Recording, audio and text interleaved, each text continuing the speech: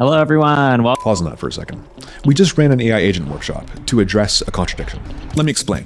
On one hand, it's never been easier to get AI agents into production.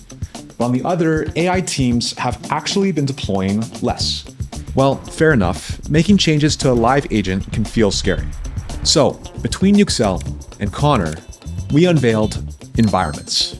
it's about how you can give your customers that uninterrupted service and experience the entire time, how you manage and organize your publishing and your iterations on your agents. But it wouldn't really be a workshop without seeing it in action. Today, we'll be iterating on a bot live, which is not stressful at all. And hopefully, we'll see how environments will help you build the next experience of your customer support line faster and safer. So, if deploying with confidence is on your checklist, you can watch the whole workshop on demand through the link in the comments. Happy building.